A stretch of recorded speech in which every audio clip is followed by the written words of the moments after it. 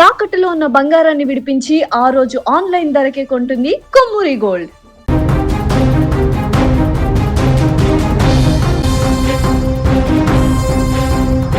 కొన్ని బంధాలు మాటలకు అతీతమైంది. రక్త సంబంధం కాకపోయినా కుటుంబంలో ఒకరిగా మారి ప్రాణంగా నిలిచే బంధాలవి. అలాంటి ఒక మూగజీవి పంచిన స్వచ్ఛమైన ప్రేమ ఇప్పుడు గ్లోబల్ స్టార్ జూనియర్ ఎన్టీఆర్ ఇంట్లో తీరని నిశ్శబ్దాన్ని మిగిల్చింది. తారక్ ప్రాణంగా ప్రేమించే పెంపుడు శునకం భగీరా ఇక లేరు.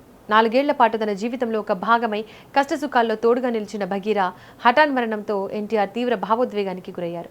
ఒకవైపు భుజం గాయం, శస్త్రచికిత్సతో విశ్రాంతి తీసుకుంటున్న సమయంలోనే కుటుంబంలో ఒకరిని కోల్పోయినంత బాధ ఎన్టీఆర్ను కలిచివేసింది. భగీరా మరణంపై తారక్ పంచుకున్న హృదయ విదారకమైన మాటలు ఇప్పుడు ప్రతి ఒక్కరి కళ్ళల్లో నీళ్లు తెప్పిస్తున్నాయి. బెర్నీస్ మౌంటైన్ డాగ్ జాతికి చెందిన భగీరా అంటే తారక్కు అమితమైన ఇష్టం. షూటింగ్ల నుంచి ఎంత అలసిపోయి ఇంటికి వచ్చినా భగీరా చేసే అల్లరి చూపించే ప్రేమ ఆయనకు ఎంతో ప్రశాంతతనిచ్చేవి. 4 ఏళ్లుగా ఎన్టీఆర్ కుటుంబంలో అదొక సభ్యుడిగా మారిపోయింది.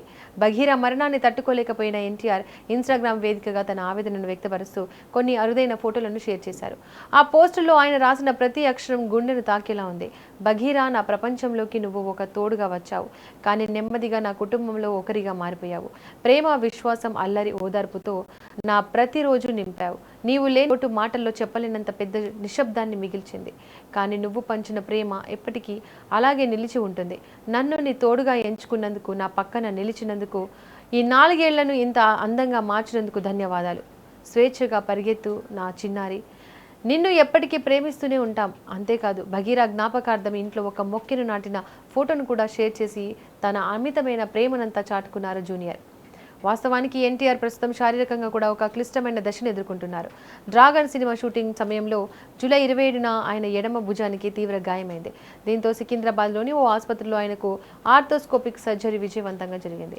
ఆగస్టు 13న డిశ్చార్జ్ అయిన ఎన్టీఆర్ ప్రస్తుతం ఇంట్లోని వైద్యుల పర్యవేక్షణలో రిహాబిలిటేషన్ తీసుకుంటున్నారు. పూర్తిగా కోలుకోవడానికి మరో 2 నుంచి 3 నెలల సమయం పడుతుందని డాక్టర్లు వెల్లడించారు.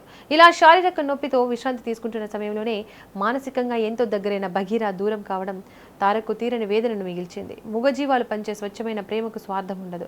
అవి మన ఇంట్లో తిరిగినంత కాలం కుటుంబ సభ్యులే. అవి దూరమైనప్పుడు కలిగే వేదన మాటల్లో వర్ణించలేనిదే. ఎన్టీఆర్ పోస్ట్ చూసిన అభిమానులు, సినీ ప్రముఖులు ఆయనకు ధైర్యం చెబుతూ కామెంట్లు పెడుతున్నారు.